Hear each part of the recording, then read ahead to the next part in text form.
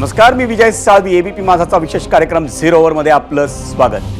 मंडळी, महाराष्ट्राच्या विधिमंडळाचं अर्थसंकल्पीय अधिवेशन हे आजपासून सुरू झालं. अर्थसंकल्पीय अधिवेशन म्हटल्यावर चर्चा होते ती राज्याच्या आर्थिक प्रगतीची, आर्थिक स्थितीची, आर्थिक संकटांची आणि आर्थिक आव्हानांची. कारण आज घडीला राज्याच्या डोक्यावर 8 लाख कोटी रुपयांचं कर्ज आहे. त्यामुळे नव्या सरकारच्या पहिल्या अधिवेशनात आर्थिक विषयाची चर्चा होणं अपेक्षित होतं. पण जसं अपेक्षित होतं तसं झालं नाही. कारण पहिल्या दिवशी अगदी पहिल्या मिनिटापासूनच विरोधकांनी मंत्री धनंजय मुंडे आणि मंत्री माणिकराव कोकाटेंच्या राजीनाम्यासाठी घोषणाबाजी केली. विधिमंडळाच्या दोन्ही सभागृहांमध्ये विरोधक मुंडे आणि कोकाटेंच्या राजीनाम्यावरून आक्रमक झाले. आज एक आणखी महत्त्वाची दुसरी बाब घडली, ती होती महाविकास आघाडी, जिथं विधानसभेच्या विरोधी पक्षनेतेपदावरून जोरदार रस्सीखेच सुरू झाली आहे. अधिवेशनाच्या पहिल्याच दिवशी काँग्रेस आणि ठाकरेंच्या शिवसेनेत संघर्ष पेटण्याची शक्यता निर्माण झाली. महाविकास आघाडीची चर्चा सुरू आहे, तर शरद पवारांच्या राष्ट्रवादी काँग्रेस संदर्भातही एक महत्त्वाची घडामोड आहे आज, आणि ती आहे रोहित पवारांसंदर्भातली. त्यासोबतच आणखी अत्यंत महत्त्वाची बातमी आपण पाहणार आहोत. पण त्याआधी पाहूयात आपण आजचा प्रश्न, आणि त्यासाठी जाऊयात पोल सेंटरला. आजचा प्रश्न काय आहे पाहूया. आजचा प्रश्न: धनंजय मुंडे लवकरच मंत्रिपदाचा राजीनामा देणार. करुणा मुंडेंची भविष्यवाणी खरी ठरेल असं वाटतं का? होय आणि नाही असे 2 पर्याय या प्रश्नाच्या उत्तरासाठी आम्ही आपल्याला दिलेले होते.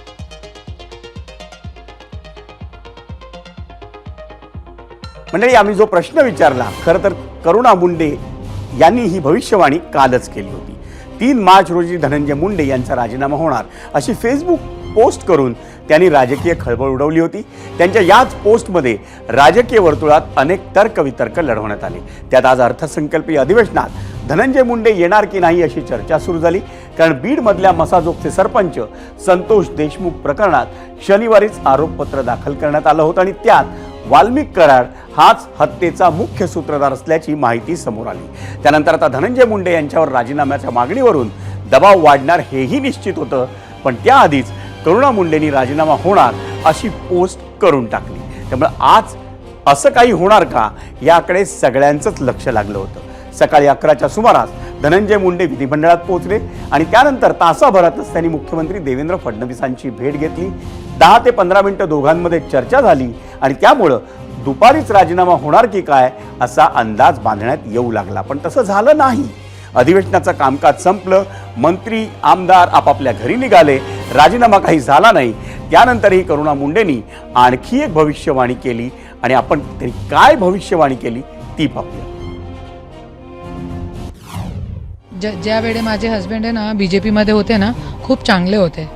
जोपर्यंत ते अजितदादा सोबत गेले, त्यांच्या पूर्ण ते झालेला जे आता पूर्ण महाराष्ट्र बघतोय. मला सोडला है ना, काय काय केला सगळं, मतलब पूर्ण महाराष्ट्राला माहिती. त्याच्यामध्ये आपल्याला जायचं नाही, पण पूर्ण मतलब सगळं वाटोळा करून टाकलेला आहे. असे खूप काही लोक जे राष्ट्रवादीमध्ये आहे, मी अगोदर पण सांगितलेलं आहे की सारे करप्ट लोक राष्ट्रवादीमध्ये बसलेले आहे. मी तो देवेंद्र साहेबांना एकच विनंती करते की शिंदे साहेबपर्यंत तो बरा होता, पण ये राष्ट्रवादीला लोकांना घेण्याची तो काही गरजच नाही होती. मला तो हे आश्चर्यजनक गोष्ट वाटते की राजीनामा लिहून घेतला गेलेला त्यांच्याकडून, तरी पण आज अजितदादा असा धनंजय मुंडेचा बहुतेक प्रेशर असेल त्यांच्यावरती. त्याच्यासाठी आज मला असं वाटतं की बहुतेक धनंजय मुंडे प्रेशर करत आहे की जरी तुम्ही राजीनामा घेतला तो मी बहुतेक पार्टी सोडेन, काहीतरी करेन असं मला वाटते. त्याच्यासाठी आता हे लिहून घेतलेलं आहे, तरी पण आज लोकांच्या समोर आणलेलं नाहीये. आपण पाहिलं, करुणा मुंडेंना अजूनही विश्वास आहे की अवघ्या काही दिवसांमध्ये धनंजय मुंडेंचा राजीनामा घेतला जाणार. अर्थात हे होणार की नाही हे स्पष्ट झालेलं नाही. त्यासाठी आपल्याला काही दिवसांची प्रतीक्षा करावी लागू शकते, किंवा असंही होईल की धनंजय मुंडेंचा राजीनामा होणारच नाही. पण जे काही होईल त्याची प्रत्येक अपडेट आम्ही तुमच्यासमोर घेऊन नक्की येऊ. पण त्याआधी विरोधकांनी मुंडेंच्या राजीनाम्यावरून कसा हल्लाबोल केला आपण तोही पाहू. मला वैयक्तिक धनंजय मुंडेंनी द्यावा का नाही द्यावा, किंवा कोकाटेंनी द्यावा का नेवा त्यांच्या पक्षाचा अंतर्गत प्रश्न आहे. कोकाटेंचं तर कोर्टानेच नियम घेतलाय. कोर्टाने तुम्हाला आठवत असेल कुणाची, मला वाटतं सुनील केदारांवर अशी सिमिलर केस झाली होती. सुनील केदारांचा राजीनामा नव्हता घेतला होता की नाही. अनिल देशमुख, छगन भुजबळ साहेब, तेव्हा त्या काळात संजय राऊत साहेब आणि नवाब मलिक भाई या चौघांवर IQ बातमीवर ॲक्शन केली होती. IQ कोकाटेजींची जी ॲक्शन झाली ती सुनील केदारांना एक न्याय आणि कोकाटेंना एक न्याय. असं का? हा देश संविधानाने चालतो. मुंडे साहेबांच्या बाबतीत बोलायचं झालं तर नैतिकता कुठेतरी त्यांनी दाखवायला पाहिजे होती. एवढ्या मोठ्या प्रमाणात त्यांच्या विरोधात बोललं जात आहे. त्यांचा एकदम जवळचा व्यक्ती जो किंग मेकर आहे, त्या मर्डरमध्ये सुद्धा किंग मेकर आहे, भ्रष्टाचारामध्ये सुद्धा किंग मेकर आहे, बऱ्याच काही गोष्टींमध्ये आहे. त्याच्यामध्ये देशमुख परिवार त्यांच्या विरोधात आहे. तिथं मुंडे परिवार आहे. एका मुंडे नावाच्या एका व्यक्तीचा सुद्धा मर्डर तिथं झाला होता. असे अनेक लोक आहेत आणि त्याच्यावर तिथं राजीनामा ह्या दोन नेत्याचा घेतला जात नसेल म्हणजे सरकारला कुठेतरी अहंकार आलाय की बाबानो काही कुणी बोललं तरी आम्ही कोणाला घाबरत नाही. पण जसं वल्लभभाई पटेलांनी सांगितलं की गांधी हत्या नथुरामने केली, पण विचार कोणाचे होते हा प्रश्न त्यांनी विचारला होता. तसं हत्या करण्याचा आरोप आता सिद्ध झालाय. वाल्मिक कराडच आरोपी आहे, तोच सूत्रधार आहे. आम्ही पहिल्या दिवशी बोंबलून सांगत होतो, सरकार ऐकायला तयार नव्हती. आता CIDने सगळं समोर आणलंय. पण तो माझा खास माणूस आहे असं कोण म्हणालं होतं? मग नैतिकता आहे की नाही? तुमचा खास माणूस एवढा क्रूर, निर्दयी, पाषाण हृदयी असेल तर मग करायचं काय?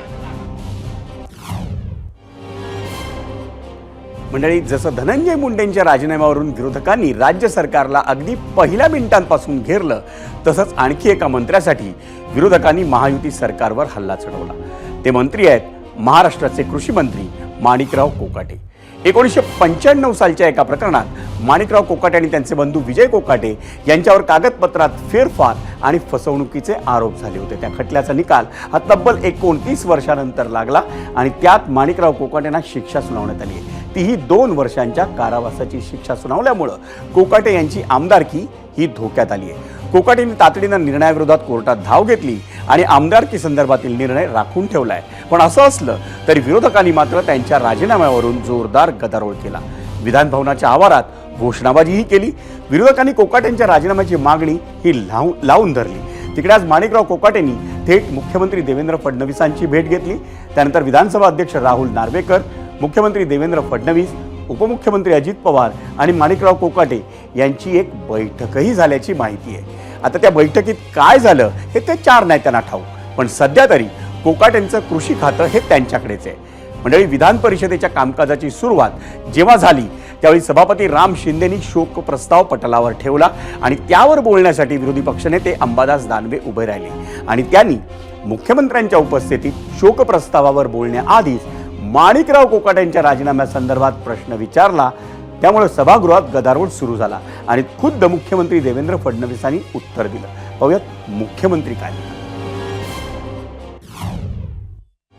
राज्याचे एक मंत्री असणारे कृषी मंत्री यांना शोक प्रस्ताव आहे. नाही, मी शोक प्रस्तावाच्या आधी मी बोलू द्यायची विनंती केली आपल्याला.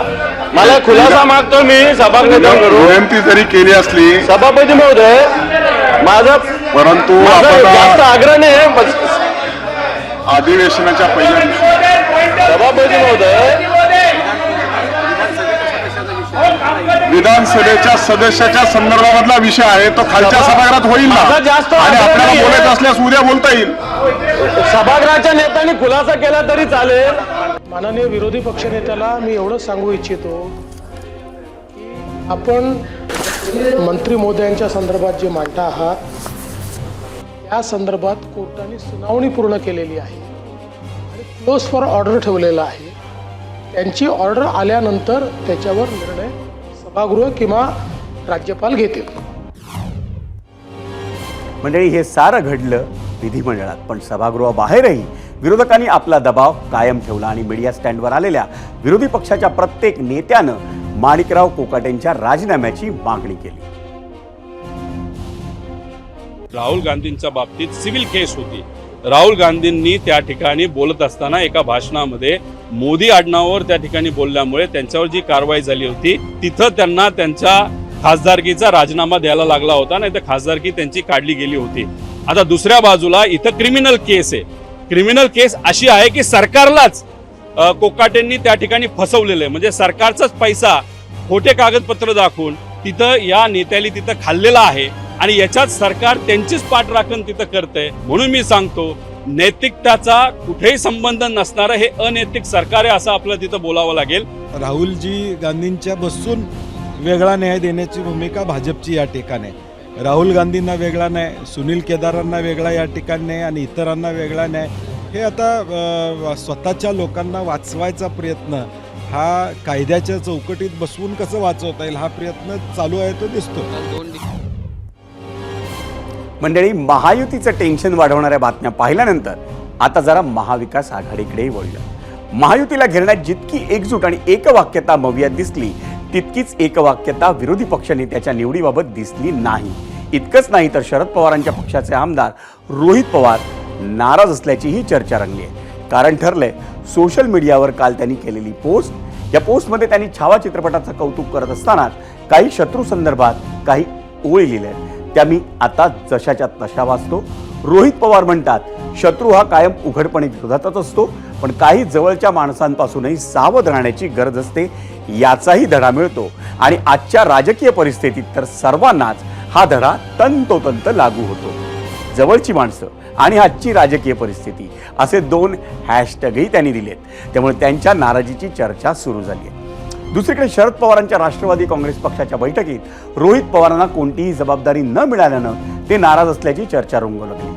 आज त्यांनी माध्यमांशी संवाद साधतानाही आपल्या वक्तव्याला दुजोरा दिला. पक्षात मोठा निर्णय होणार असेल म्हणून आपला निर्णय मागे ठेवला असेल असं वक्तव्य त्यांनी केलं. पण त्यांचा रोख नेमका कुणाकडे आहे याची चर्चा आता रंगलेली दिसते. 7 वर्ष पार्टीच्या वतीने लढत असताना कुठंतरी आम्ही कमी पडत असावं असं काही नेत्यांना त्या ठिकाणी वाटत असावं, म्हणून त्यांनी त्या बाबतीतला निर्णय घेतला असेल. नाहीतर काही महत्त्वाचा निर्णय उद्या घ्यायची जरूरत असेल त्यावेळेस तो निर्णय घेतला जाईल.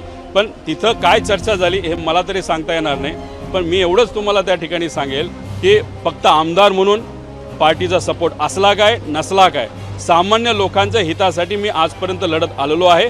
पार्टीचा सपोर्ट नेहमी राहिलाच आहे आणि खास करून आदरणीय पवार साहेबांचा पाठिंबा हा माझ्यासारख्या कार्यकर्त्याला नाही तर माझ्यासारख्या इतरही कार्यकर्त्यांना नेहमीच त्या ठिकाणी राहिलेला आहे. तेवढाच पाठिंबा माझ्यासाठी खूप. मंडळी, आता रोहित पवारांची पोस्ट असो किंवा त्यांची आजची प्रतिक्रिया, त्यावरून एक अंदाज आपण लावू शकतो की नक्कीच काहीतरी सुरू आहे. दुसरीकडे माध्यमांनी प्रश्न विचारायला सुरुवात केल्यावर तातडीनं सुप्रिया सुळेंनी प्रतिक्रिया दिली आणि रोहित पवारांच्या वक्तव्याची चिरफाड केल्याचा दावाही त्यांनी करून टाकला. तुम्ही सिलेक्टिव्ह वक्तव्य कसं त्याचं घेता? आता तुम्हाला काहीतरी पक्षाची न्यूज नाही म्हणून तुम्ही सिलेक्टिव्हली त्याचं सगळं रोहितचं वक्तव्य, आज तुमच्या सगळ्या चॅनल्सवर मी रोहित आणि जितेंद्र आव्हाड, संदीप क्षीरसागर सगळे या सरकारला अटॅक करायला दिसत आहेत आणि त्याच्यानंतर तुम्ही सिलेक्टिव्हली रोहितचं स्टेटमेंट हे चीरफाड के तुम्ही लावताय. आता मला कौतुक वाटतं तुमचं, पण तुमचं पण चॅनल थोडंसं चाललं पाहिजे, थोडा खट्टा थोडा मिठा, त्याच्यामुळे इतना तो हक तुम्हाला बनताय. इकडे रोहित पवारांच्या बातमीनंतर अत्यंत महत्त्वाची बातमी होती ती म्हणजे विधानसभेतील विरोधी पक्ष नेत्याच्या निवडीची. तुम्हाला सगळ्यांनाच माहिती आहे की महाराष्ट्रातल्या विधानसभा निवडणुकीचा निकाल लागून 3 महिने झाले. या निवडणुकीत महायुतीला 237 आमदारांचं विक्रमी बहुमत मिळालं, पण महाविकास आघाडीला अवघ्या 46 जागांवर समाधान मानावं लागलं. बरं, या आकड्यामुळे झालंय तर काय? विधानसभेत विरोधकांची संख्या इतकी कमी झाली की आज 3 महिने लोटल्यानंतरही इथल्या विरोधी पक्ष नेतेपदावरचा निर्णय सरकारनं घेतलेला नाही. विधानसभा निवडणुकीत विरोधी पक्ष नेतेपदाला लागणारी संख्या गाठता न आल्यानं विरोधी पक्ष नेतेपदाचा पेच हा कायम आहे. दरम्यान शिवसेना ठाकरे पक्षाकडून विरोधी पक्ष नेतेपदावर दावा करण्यात आला. विधानसभेत ठाकरेंचं संख्याबळ जास्त असल्याचं मान्य करत काँग्रेसनेही त्यांच्या या मागणीला पाठिंबा दर्शवलाय. पण विधान परिषदेत काँग्रेसची संख्या अधिक असल्यानं विद्यमान विरोधी पक्षनेते अंबादास दानवेंचा कार्यकाळ संपताच हे विरोधी पक्षनेतेपद काँग्रेसला मिळावं यासाठी आत्तापासूनच काँग्रेसनं बॅटिंग सुरू केली. मंत्र्यांची मनमानी चालू राहील, भ्रष्टाचारी मोकाट सुटतो. त्यांना व्यसन घालण्यासाठी लोकशाहीनं, संसदीय लोकशाहीनं आणि संविधानानं विरोधी पक्षनेत्याची तरतूद कॅबिनेट दर्जासह केलेली आहे. आणि असा कोणताही नियम नाही आहे. अनेक राज्यामध्ये 4 किंवा 5 सदस्य असलेल्यांना सुद्धा लोकशाहीची बूज राखण्यासाठी विरोधी पक्षनेतेपद मिळालेलं आहे. इथे तर आमचे एकत्रित मिळून 50च्या वर आहेत. त्याच्यामुळे शिवसेनेचा विरोधी पक्षनेता व्हायला मला कोणती अडचण दिसत नाही. देखो, एक सिंपल लाइन है, महाराष्ट्र के विधानसभा में अपोजिशन में उनके संख्या ज़्यादा है तो स्वाभाविक है उनका अपोजिशन लीडर बनेगा. अपर हाउस में कांग्रेस का अपोजिशन लीडर बनेगा, जहां वहां हमारी संख्या ज़्यादा है, कांग्रेस की संख्या ज़्यादा है, तो जिसकी संख्या ज़्यादा है उनका रहेगा. उसमें कोई तणाव करने का कोई कारण नहीं है. बघा, मी कुठच्याही त्यांच्या अंतर्गत विषयात जाणार नाही. विधान परिषदेचे आता विरोधी पक्षनेते अंबादास दानवे साहेब आहेत आणि खालच्या हाऊसमध्ये देखील आम्ही चर्चा करून आणि उद्धव साहेब जे नाव ठरवतील त्याच्यावर पुढे देऊ. मंडळी, इकडे महाविकास आघाडीत विरोधी पक्षनेतेपदावरून चुरस रंगलेली असतानाच तिकडे उपमुख्यमंत्री एकनाथ शिंदेनी विधानसभा अध्यक्ष राहुल नार्वेकर यांच्या भेटीला ते पोहोचले. त्यानंतर त्यांनी जेव्हा माध्यमांशी संवाद साधला तेव्हा त्यांनी विरोधी पक्षनेतेपदावरून एक मोठा दावा केला. महाविकास आघाडीकडे विरोधी पक्ष नेत्या एवढी देखील आमदार संख्याबळ ठेवलं नाही. जनतेने कौल दिला महायुतीच्या बाजूने आणि म्हणून लँडस्लाईड मॅन्डेट मिळालेलं आहे. तरी सुद्धा विरोधी पक्षनेते पदाचा जो निर्णय आहे तो विधानसभेचे अध्यक्ष हे घेतील, हा त्यांचा अधिकार आहे. आणि या सर्व पार्श्वभूमीवर विरोधी पक्षनेतेपदासंदर्भात विधानसभा अध्यक्ष राहुल नार्वेकर हे कोणती भूमिका घेतात आणि खरंच विरोधी पक्षनेता निवडीची वेळ आली तर महाविकास आघाडीतून कोणाची वर्णी लागते याकडे आपलं लक्ष असेलच. तुर्तास आज दिवसभरातली तिसरी सर्वात मोठी बातमी. समाजवादी पक्षाचे महाराष्ट्रातील नेते आणि आमदार अबू आझमींनी औरंगजेबावर स्तुतीसुमनं उधळल्यानं नवा वाद निर्माण झालाय. छत्रपती संभाजी महाराज आणि औरंगजेबामध्ये धर्माची लढाई नव्हती असं अबू आझमी म्हणाले. आझमींच्या या वक्तव्यामुळं मोठा वाद निर्माण होण्याची शक्यता आहे. औरंगजेबाचा उदो करणाऱ्या अबू आझमींनी संभाजी महाराजांवर करण्यात आलेल्या अनन्वित अत्याचारांबाबत मात्र बोलणं टाळलं. आणि असं असलं तरी अबू आझमींनी केलेल्या वक्तव्यानंतर सगळ्याच पक्षांनी आरोप सुरू केला. आझमींच्या या वक्तव्यावर शिवसेना, ठाकरे पक्ष आणि भाजपनंही तीव्र संताप व्यक्त केला. तर औरंगजेबाचे उदात्तीकरण योग्य नाही, अबू आझमींवर देशद्रोहाचा गुन्हा दाखल करण्यात यावा अशी मागणी उपमुख्यमंत्री एकनाथ शिंदे यांनी केली आहे. या राज्याचे स्वाभिमान असलेल्या छत्रपती शिवाजी महाराजांचा अवमान आहे आणि हे अवमान करणारे जे कोण आहेत त्यांना शिक्षा झाली पाहिजे अशा पद्धतीची आमची भूमिका आहे.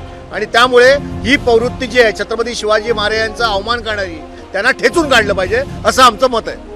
ह्याच्याकडे मला वाटतं कारवाई झालीच पाहिजे याच्यावर. आणि महत्त्वाची गोष्ट हीच आहे की छत्रपती शिवरायांच्या महाराष्ट्रामध्ये असं जे कोणी वक्तव्य करत असेल त्यांच्यावर कारवाई झालीच पाहिजे. त्यांना खरं इतिहासाचं पुस्तक मी भेट देणं आवश्यक आहे. आणि जेव्हा ते विद्या सभागृहात येतील तर त्यावेळेस त्याला इतिहासाचं पुस्तक गिफ्ट देतो. त्यांनी आमच्या छत्रपतींबरोबर, संभाजीराजेंबरोबर कसा छळ केला, अनन्वित कसं कैदेत ठेवलं. आणि मंडळी, आम्ही सुरुवातीला म्हटलं होतं की राज्याचं अर्थसंकल्पीय अधिवेशन आहे जिथं चर्चा ही तुमच्या आमच्या राज्याच्या विकासाची होणं अपेक्षित होतं. पण त्याची सुरुवात झाली ती राजकारणानं. आणि कसा होता आजचा दिवस हे आपण आत्ता पाहिलंय. पण आता उद्याचा अजेंडा काय असेल हेच जाणून घेणार आहोत आपल्या प्रतिनिधींकडून.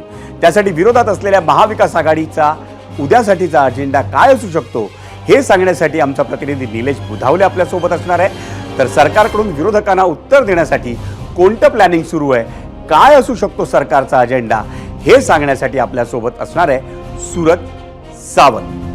सर्वात आधी आपण जाऊया निलेशकडे. निलेश, काय असू शकतो महाविकास आघाडीचा उद्याचा अजेंडा?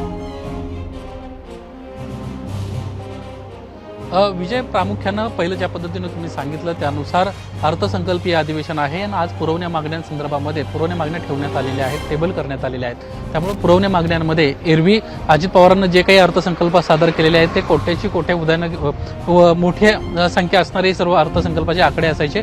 यंदा मात्र हा आकडा कमी आहे. त्यामुळे विरोधक या सगळ्या विषयावर मोठ्या प्रमाणामध्ये टीका करताना पाहायला मिळतील. किंबहुना लाडक्या बहिणीसाठी मोठ्या प्रमाणात पैसे गेलेले आहेत, शेतकऱ्यांच्या वीज माफी संदर्भामध्ये मोठे पैसे अनुदानाचे पैसे देणं बाकी आहे आणि त्यासाठी सध्या सरकार जी जुळवाजुळव करते यावर प्रामुख्याने विरोधक आक्रमक होताना पाहायला मिळतील.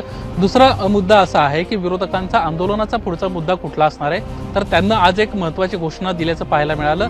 महाराष्ट्र में दो ही गुंडे, कोकाटे मुंडे, कोकाटे मुंडे, हा प्रामुख्याने त्यांचा टीकेचा मुद्दा असणार आहे. त्याच्या संदर्भामध्ये जोरदार आंदोलनं देखील होतील आणि कोकाटेंचा आणि मुंडेंचा राजीनामा घ्यायलाच हवा ही मागणी जी आहे ते विरोधक लावून धरताना आपल्याला पाहायला मिळणार आहेत. आणखीन एक महत्त्वाची बाब अशी आहे की विरोधी पक्षनेत्यासंदर्भामध्ये अजून कुठल्याही प्रकारची जी हालचाल आहे ती झालेली पाहायला मिळत नाहीये. विधानसभा अध्यक्षांशी ज्यावेळेस या संदर्भात बातचीत करण्याचा प्रयत्न केला त्यावेळेस त्यांना स्पष्ट केलं की अजूनही विरोधी पक्षातून कुठल्याच प्रकारचं पत्र मला प्राप्त झालेलं नाहीये. त्यामुळे विधानसभा विरोधी पक्षनेते करायचं की नाही या संदर्भातला जो निर्णय हा नंतर न होईल, त्याच्यापूर्वी ते पत्र येणं महत्त्वाचं आहे. त्यामुळे उद्या हे पत्र विरोधी पक्षाकडून दिलं जात आहे का, सध्याची माहिती मिळते त्यानुसार शिवसेना विरोधी पक्षनेतेपद घेत आहे आणि त्यांना ही संधी दिली जाते. इतर दोन महत्त्वाचे पक्ष त्या संदर्भामध्ये कुठेतरी त्यांना पाठिंबा देत आहेत अशी देखील एक माहिती जी आहे ती समोर आल्याचं आपल्याला पाहायला मिळतंय.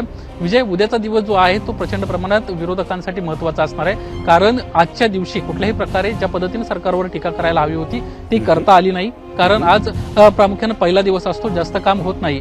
उद्यापासून मात्र कामाला सुरुवात होईल आणि विरोधक सभागृह चालून देणार नाहीत. याचंच एक उदाहरण जर द्यायचं म्हटलं तर विधान परिषदेमध्ये शोक प्रस्ताव सादर करण्यापूर्वीच विरोधकांना आक्रमक झाले होते आणि कोकाटे मुंडेंच्या राजीनाम्याची प्रामुख्याने त्यांना मागणी केली होती आणि गोंधळाला सुरुवात देखील केली होती. त्यामुळे उद्याचा दिवस विरोधकांच्या दृष्टीने महत्त्वाचा आहे. मोठ्या प्रमाणात उद्या सूरज, निलेशकडनं आपण महाविकास आघाडीचा अजेंडा काय असेल ते आपण ऐकलं. महायुती या महाविकास आघाडीच्या अजेंड्याला किंवा त्यांचे जे प्रयत्न असतील विरोधकांचे ते थोपवण्यासाठी, ते रोखण्यासाठी त्यांचा काय अजेंडा असू शकतो?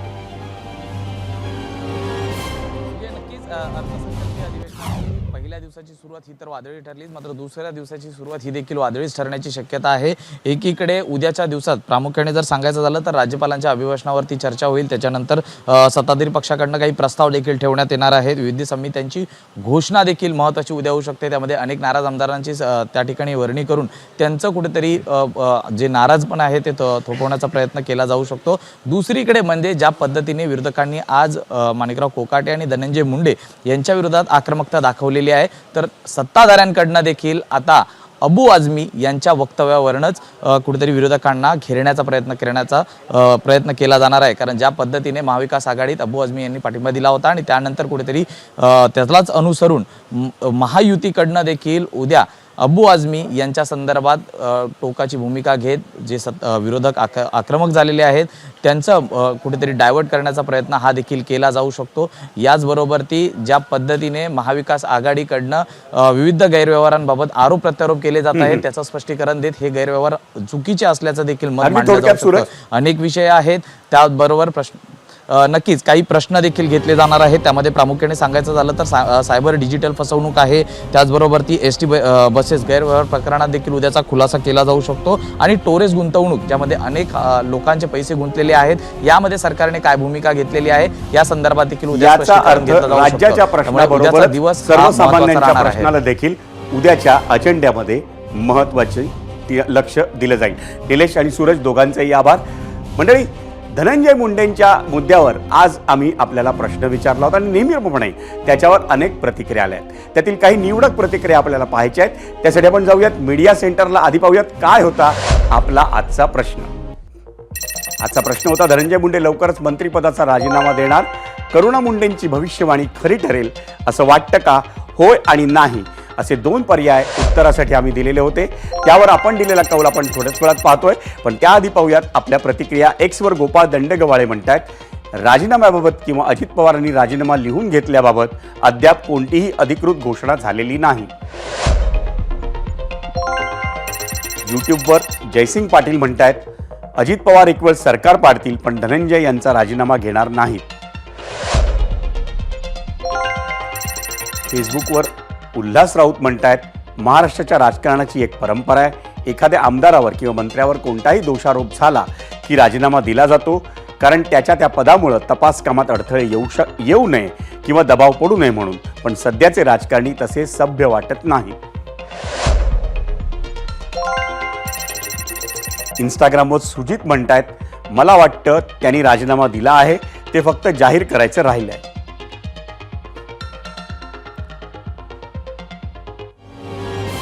आणि मंडळी, आता वेळ झाली आहे 0 ओव्हरच्या प्रश्नावर आपण दिलेला कौल पाहण्याची, आणि त्यासाठी जाऊयात पोल सेंटरला. आधी पाहूयात आजचा प्रश्न काय होता. धनंजय मुंडे लवकरच मंत्रिपदाचा राजीनामा देणार, करुणा मुंडेंची भविष्यवाणी खरी ठरेल असं वाटतं का? यूट्यूबवर एकूण प्रतिक्रियाला 25,000 होय म्हणतायत 73% प्रेक्षक, 27% म्हणतायत नाही. एक्सवरचा कौल आपण पाहतोय, 51% प्रेक्षक म्हणतायत होय, 49% म्हणतायत नाही. एबीपी माझा, उघडा डोळे बघा नीट.